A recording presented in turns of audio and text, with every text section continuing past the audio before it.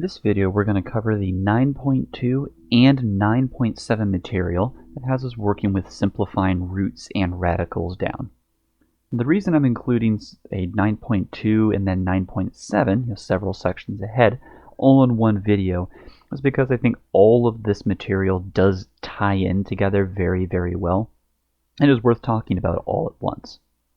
So a lot of the stuff that you're going to see in the 9.2 stuff, it has the exact same properties with the 9.7 stuff in here as well.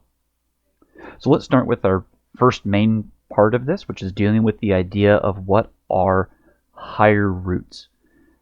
A couple things we want to have written down for ourselves. Again, we're getting some definitions down here first and foremost, is the idea of the index of a radical. So the index is the number specifying the degree of the radical, usually referred to as the nth root. So I want to note here, when you see the word index and degree as they have to do with roots and radicals, they mean the exact same thing.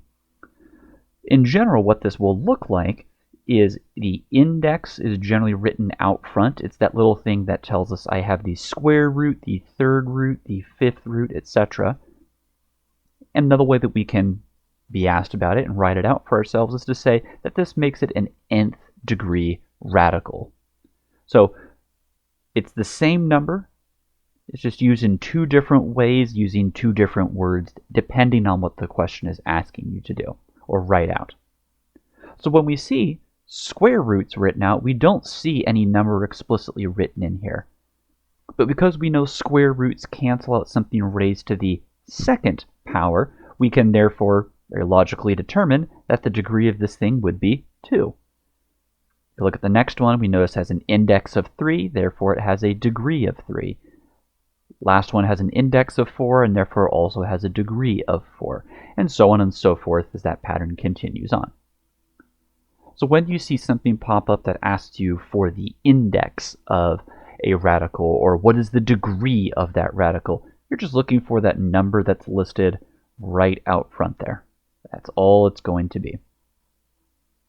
We can also think of this now if we're going from the idea of our square roots that we saw in 9.1 to what we're going to be working with later on, as we can think of simplifying radicals as needing n elements in the radicand that are the same and multiplying together to cancel them out and bring a single one out front of the radical. So what this means is when we were working with a second degree polynomial, we were looking for things raised to the second power to cancel out with the radical. If the index is instead 3, or the degree is 3, because it means the same thing, then that means I'm looking for something raised to the third power in the radicand spot to cancel something out. If I have something with an index of 4, or a degree of 4, then I'm looking for a radicand, or part of a radicand that has something raised to the fourth power to cancel that out. So it's very, very important as you're going through these problems, when we get to examples, that you identify what's the index or the degree of the radical as early as you can, because that is going to determine what we can and can't cancel later on in the problem. So when we get to actually simplifying these things down, we have a couple other properties that we want to make notes of for ourselves. These have to do with our indexes and what they are defined as and some properties that go along with them. We can go into these in a lot more detail later on, but the quick overview is our two properties that we have here. Our first one states that if n, remember that being our index, if our index is odd, and we have some value or some variable a raised to the n power, then the result is going to be whatever that base a was. That could be a positive or a negative number, positive or a negative variable. Now the even one is where we have some kind of weird stuff showing up with this. If n is even, then the nth root of a to the n power is the absolute value of that variable a. The reason behind it is listed right below here. Reason we have to have those absolute values in is because we cannot take the even index root of a negative number and get a real answer. This gets into complex numbers and imaginary numbers that we're going to see later on in a different video, but for the purposes of this particular section, we are not going to be working with them. So this means that if we have variables in there, then all variables in the final answer must be contained inside an absolute value sign. Because I don't necessarily know if a variable is a positive or a negative number, I have to make it a positive by putting the absolute value signs around it. And that's why we put those in for our final answer. Some instructors, some classes, some online resources kind of go back and forth with applying the absolute value sign to their final answers and not. But this is the background rule that governs how we can and can't write our final answers for these. Lastly, for the purposes of my classes, if you are a part of those classes, and a lot of these instances, if you are asked to take an even index root of a negative number, then because we can't get a real answer, we're going to instead put down not real, no real solution, does not exist, etc. along those lines. We're going to get to complex numbers later on, but for the purposes of what we're going through now, this is what we're going to default to at this time. Let's take a look at some properties that we're going to have with radicals and some different ways that we can rewrite them. Now, our main properties that we have here are the product rule and the quotient rule. I would highly recommend that you have these written down for yourselves. These are some rewriting rules that we are going to use on a constant basis with a lot of these problems, and in a lot of problems you'll be seeing in your own work. So the product rule states that if I have two radicals that are multiplying together and the index of both of those radicals is the exact same thing, then I can condense those two radicals down to be one single one where the two radicands, A and B, are multiplying together. Now, it should be noted, these radicands don't necessarily need to be just a single thing in there. It could be multiple things inside there. It could be a 2x and a 5y in the two of them. One could be, maybe it's 3abc. The other one is 5def, something like that. But the two radicands will then multiply together if we combine everything into one single radical. Similar to that, we have the quotient rule showing up here. And similar to the product rule, it says if the index of the radicals are the same and the radicals are dividing, hence the name quotient rule, then I can rewrite this into being the nth root of a single fraction listed in there. It should also be noted that as you are going through these problems, you can, and very often we'll see something where maybe we rewrite something into these other forms and we can kind of go back and forth with them. So what that means is if I have something starting in this form here, I could rewrite it into this split form. If I have something starting off as the nth root of a fraction, I could rewrite it into a separated fraction with a separated and kind of spaced out radical within that as well. So these rules really should have, you can think of it as having arrows on the ends. You can go back and forth with having these written either way. And on a pretty regular basis, it is useful to do that. You're going to see, and we'll see in a couple of these problems, where rewriting them goes a long way with these problems. So make a note of that for yourself as well. The other property that we are going to work with and see some examples of, that we're going to see it more in later chapters and examples and sections we're going to go through, is adding and subtracting two radicals together. Now, there are some very, very, very strict rules we need to follow when we are adding and subtracting radicals together. The main ones being that we can only add or subtract the radicals if the index and radicand are identical to one another. So remember, the index, that's the degree, that's the small number that is attached to the radical out front. So that would be the second, third, fourth degree radical, something to that effect. And remember, the radicand is the thing that is inside of the radical itself. That would be the A in this example, the B in this example, and AB written up here.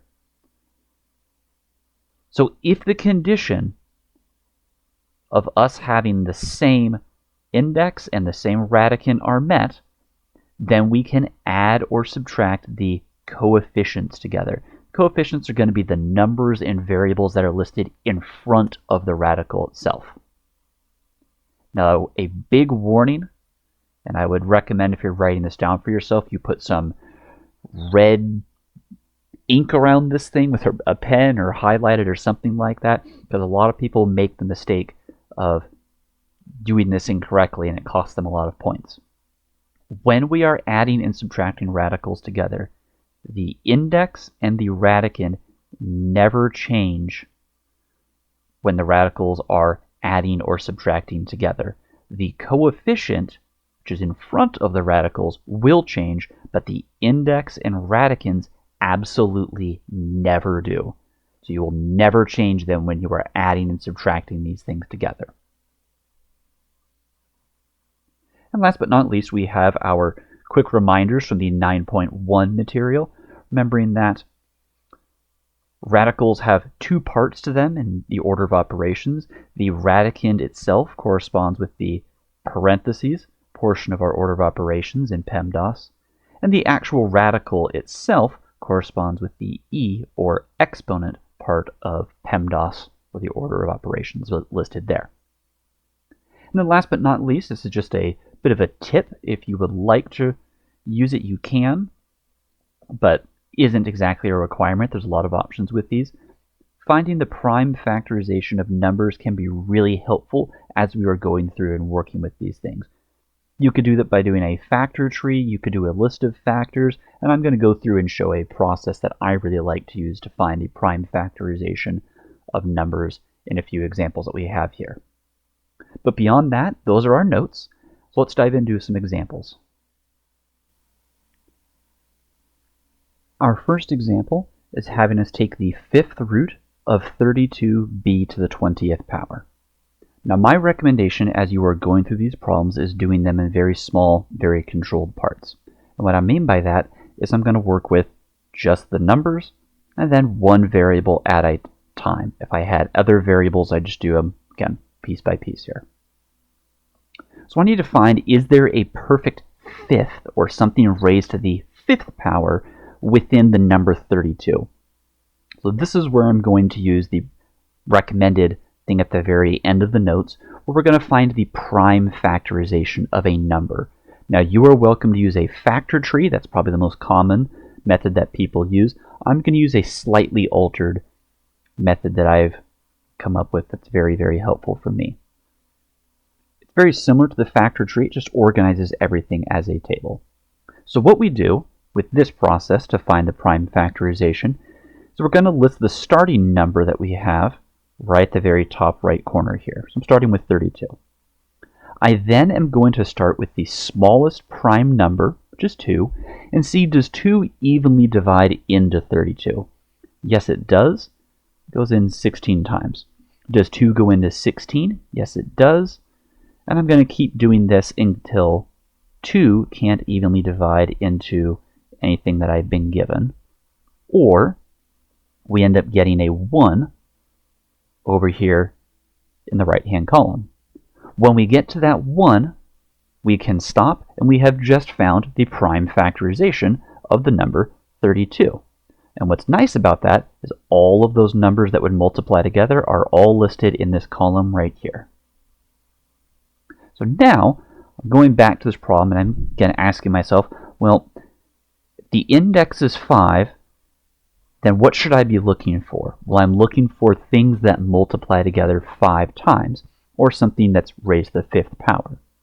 If I'm looking at this prime factorization, I'm seeing that I do have 5 2's multiplying together here.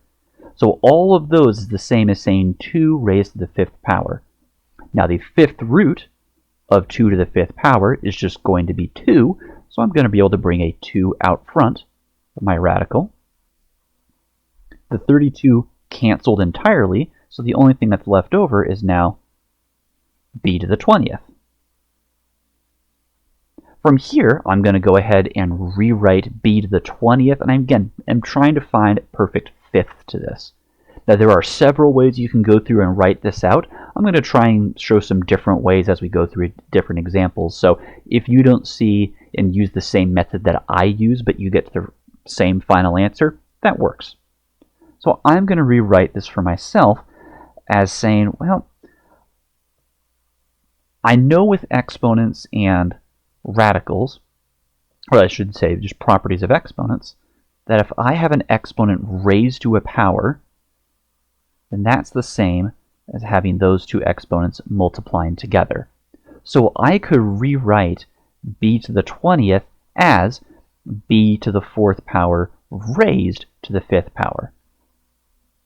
An exponent raised to a power would have the exponents multiply together, and that would equal 20 if I did that. So I have two equivalent statements here. Once again, following by the properties of exponents, if I have the 5th root of something raised to the 5th power, then I'm going to be able to just have the answer be the thing that's being raised to the 5th power. In this case, we're going to have 2b to the 4th. Always look to see, could we reduce something any further or simplify it any further, but we really can't because all we have is stuff multiplying together. So our final answer for number 1 is going to be 2b to the 4th power. For number 2, we are taking the 5th root of 160 n to the 8th power. Now, for this one, again, just like we did with the previous one, I think it's very good practice to start off with identifying what is the index of this radical. So we have a 5th degree radical, or the index is 5, whichever one works for you. Some people like making a note of this somewhere nearby for themselves. So we're going to note that here. We didn't note it in the first one only because I'm just trying to show you guys some different ways that you could write this out for yourself. Feel free to mix and match these however you would like. So we have an index of 5, so I'm looking for something to the 5th power inside of the radical. Cool. So here I have numbers and I have variables showing up yet again. Now, like we did with our previous problem, ultimately we need to start with one of these things and then work with the other one. So the first example, we went through and we simplified our numbers first. Let's do the reverse of that just to see that we can do it in an opposite order. So I'm going to start with n to the 8th. How could I rewrite and work with that and cancel that out? Well, using some of our other properties of exponents, they state that if the bases are the same and multiplying together, then the exponents will add together. So this would be the same as saying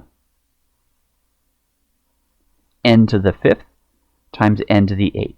I took this original thing and I split it up into these two values that are multiplying together. The exact statement, just written slightly differently.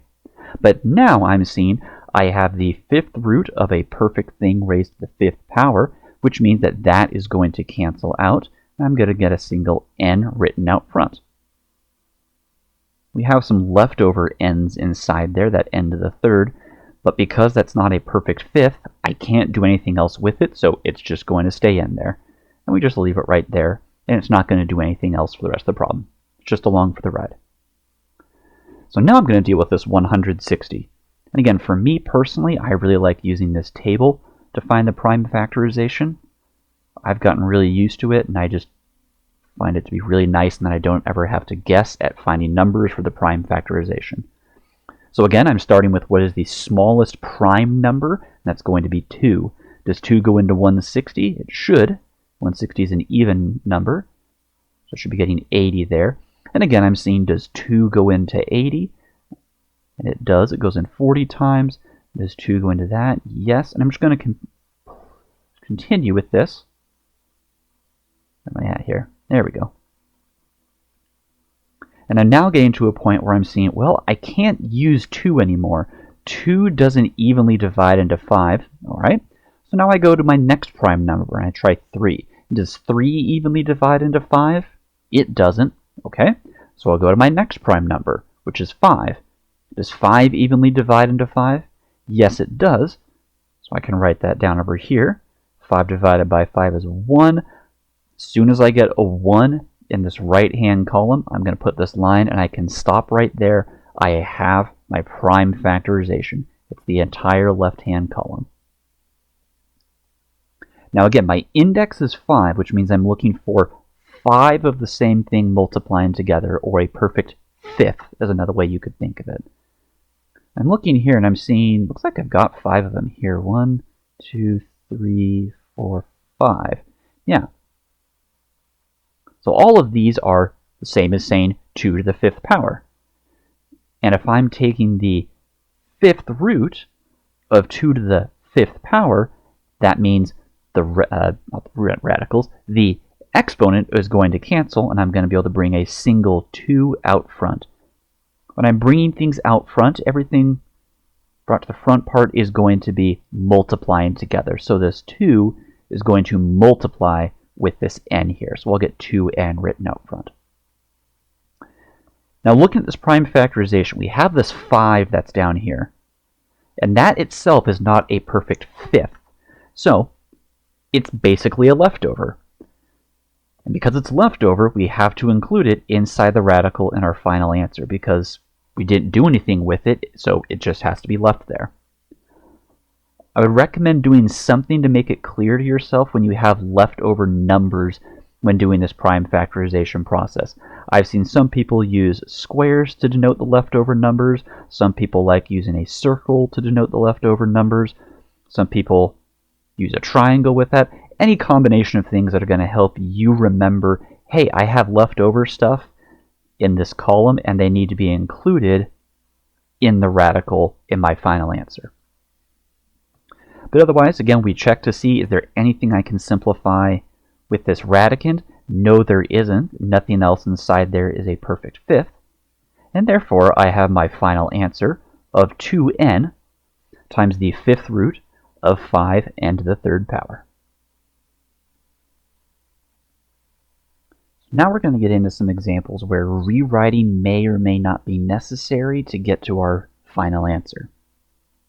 We're looking at this one and we're seeing that we have a fraction showing up in here. And if we're seeing that, remember back to our properties, that means that the quotient rule is one that is eligible to be showing up, and maybe we end up using that here. If we think ahead to that, that would mean I'm going to look to try and find the 3rd root of n to the 11th, which I might be able to actually find some values for. And then I'd be taking the 3rd root of n to the 2nd power, which I am not going to be able to find any values for, to at least simplify something down. And disappointing as that is, that's okay. We can still do some stuff with this otherwise. I'm looking inside the radical at the radicand itself, and noticing that I have n to the 11th power divided by n to the 2nd power. Now the exponent properties state that if the bases are the same and they are dividing, then the exponents attached to them will be subtracting from one another, which means this thing can get rewritten as n to the 9th power, or the 3rd root of n to the 9th power, I should say. So now looking at this, my fraction is gone, I just have n to the 9th, and now I can work through and solve this thing out this way. So I'm going to rewrite this n to the 9th power as perfect cubes, or perfect things raised to the 3rd power. You could use a method that we used in the previous example, an exponent raised to a power. You're more than welcome to do that. Or you can do something like we're going to do here, which is saying n to the 3rd times n to the 3rd times n to the 3rd power. Personally, I like doing this quite a bit. It makes it easier for me to see how many things are individually being spaced out, and it lets me know if there's any extras that are left over here. In this case, again, I'm taking the 3rd root of several things raised to the 3rd power, so that means each one is individually going to simplify down to become n, n, and n. Because everything was originally multiplying or dividing together here, I'm going to keep everything multiplying and dividing together here. So n times n times n, this is going to give me a final resulting answer of n to the third power. Now again, I'm doing this by splitting up n to the 9th power into small individual parts multiplying together, but you could also choose to rewrite this instead as saying n to the third power raised to the third power. Either one would work. It's your call on which one you would like to use, but you should be getting to the same answer of n to the third power either way. Now we're getting to some of the really gross looking ones, and that's why I wanted to get some of these in here to see how we can go through some of these. So now I'm given something where I have the 5th root of 128x to the 8th, all divided by the 5th root of 2x squared. Now here I have a fraction with a radical in the numerator and a radical in the denominator spot. But the big thing I want to key in on is that the indexes to these two things are the exact same, which means the quotient rule is once again in effect here, and I could be using that. So as I'm looking at this problem, I'm trying to determine, could I take the 5th root of anything in the denominator spot? Could I take the 5th root of anything in the numerator spot? I could probably do something with the numerator, but this denominator, nothing's jumping out at me because we don't have any perfect fifths here. So I'm going to apply the quotient rule, and I'm going to rewrite this thing as one single fraction. So that becomes 128x to the 8th all over 2x squared, and then all of that is contained inside a 5th degree radical. Now I'm looking to see, can I simplify this radicand down at all? And yeah, I can. I can do 128 divided by 2, and that should give me 64. And then x to the 8th divided by x to the 2nd, that's going to give me x to the 6th power. Radical isn't gone yet, or at least simplified down yet. We'll see if it disappears. But I get down to here. And now I'm looking at this saying, okay, I've got one single number and then a variable in there. I could deal with this a lot more easily than I could have this original thing. So a little bit of rewrite goes a really long way as we're going through these problems. So let's go through and let's find the prime factorization of 64. And again, I'm using the factor table, the prime factor table here. You can use the factor tree. You can use whatever you'd like. Start with the smallest prime number, 2. We see how many times that can divide into something.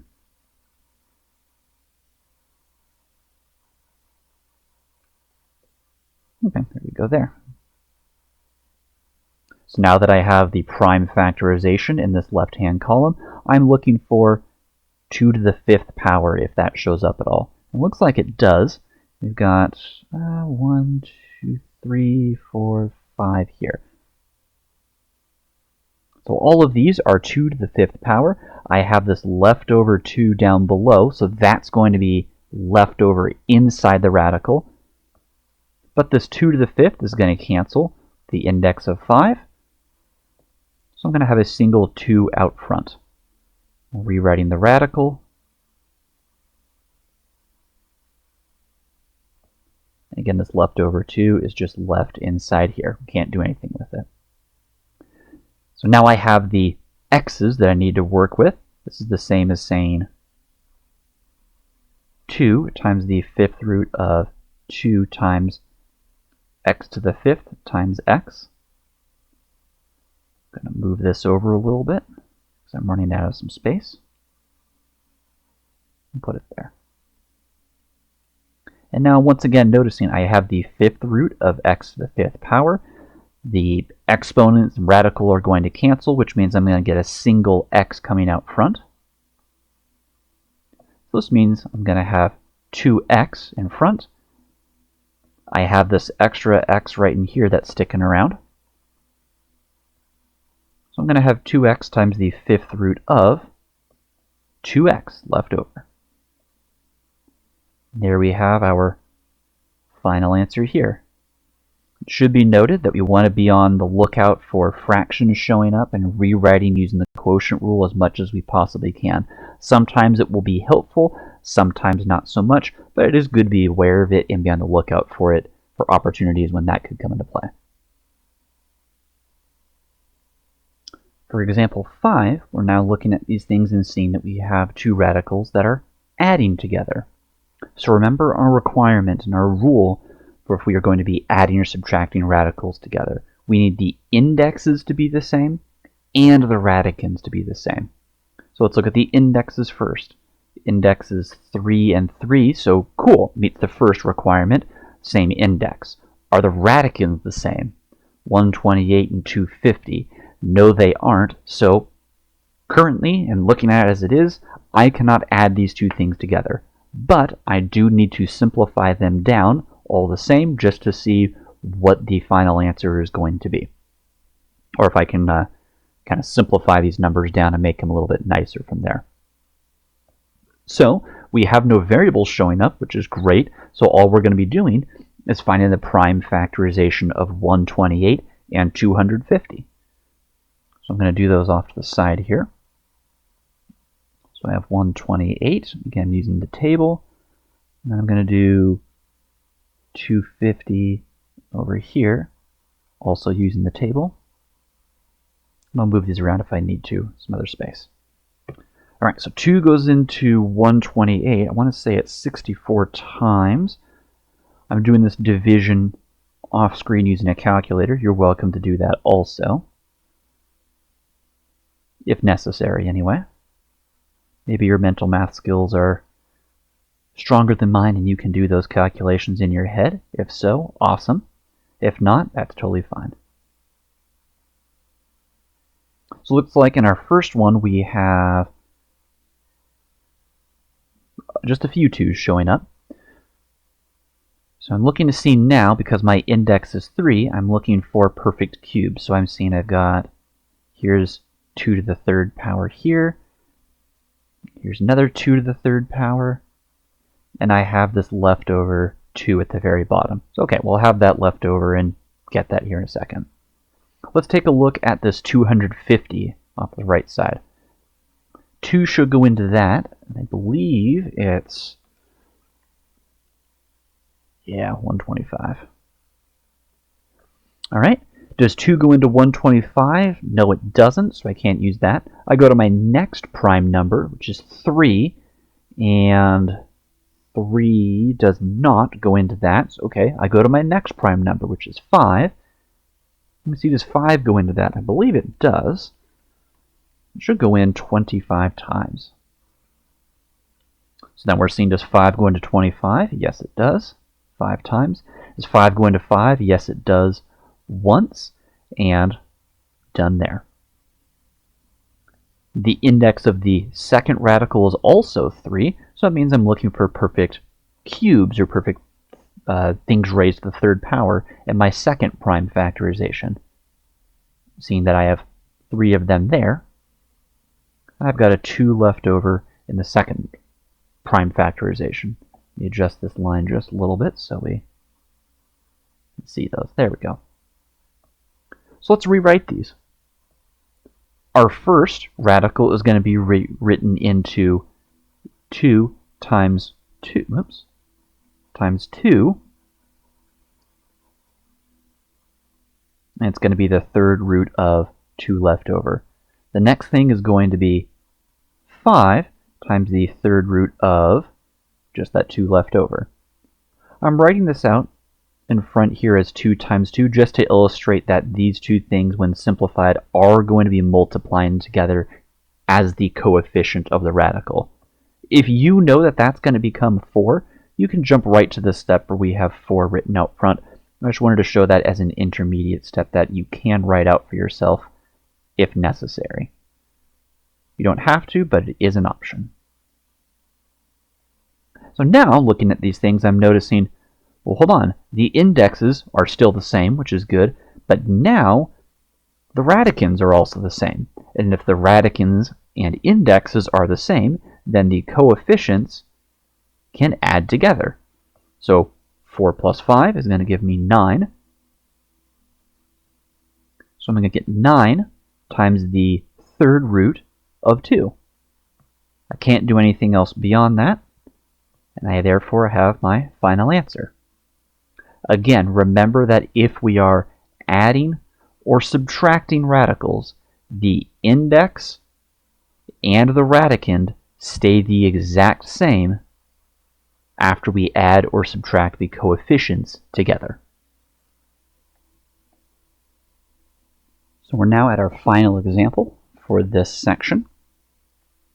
And again, we're noticing that we have subtraction showing up here between these two radicals, which means I need to look for the possibility of, will I be able to add these things or subtract these things together now, or maybe it'll be like example 5 where I need to do some rewrites and then I can rewrite it and combine things together at the very end. So we're noting at the very start that the index of both of these radicals is 4, so we're at least part of the way there with our requirements. The radicands, however, are very different from one another, so we can't add or subtract them together at this time. Again, maybe we can later, but we don't know right now. So let's start with finding the prime factorization of 486 and 768. Again, I'm going to use the little table for this. You're welcome to use any method that you would like, but I'm going to use the table here. And again, I'm doing these calculations off screen using a calculator. So I'm getting 2 and 243. I believe 3 goes into that. Yeah. Get 81. Oops. And then I'm going to get, it's going to be 27. Yeah, 27 there. And 3 and 9. 3. And 3 and 1. So cool. We've got the prime factorization of our first one. Let's get the prime factorization of the second one in there as well. 768. I know 2 goes into that. I don't know what the exact number is. It's going to be 384. And then that divided by 2 again.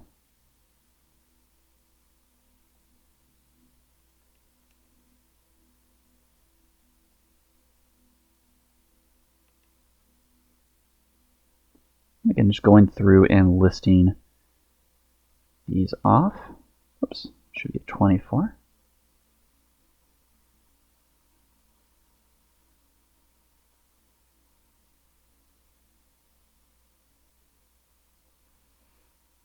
Then I'm getting 2 can't go into 3, so I've got to use 3 and 1. So we got that there.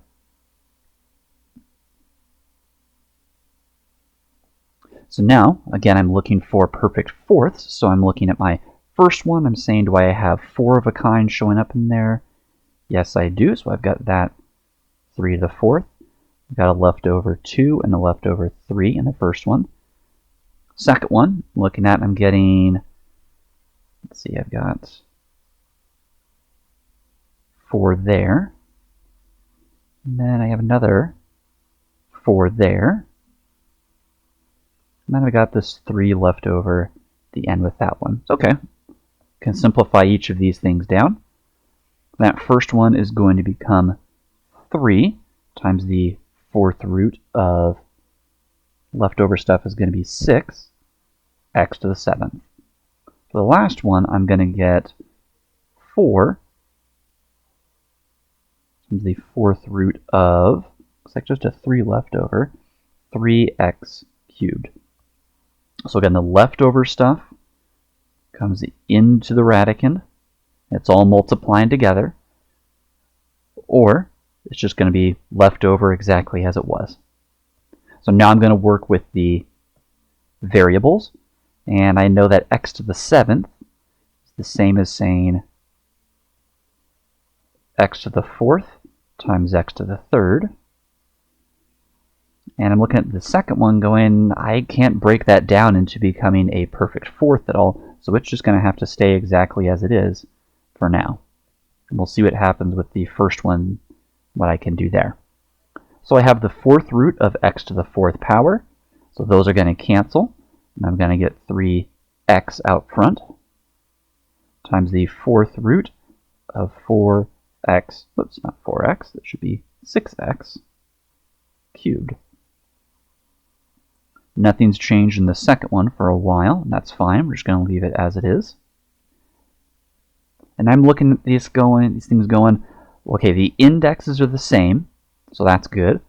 The radicands are similar in that they both have an x cubed in them, but one has a 6, the other has a 3, and therefore, because the radicands are different, I cannot add or subtract these things together any further than where they are now, and therefore, this is going to be my final answer. It's going to be these two radicals left separated, but subtracting from one another.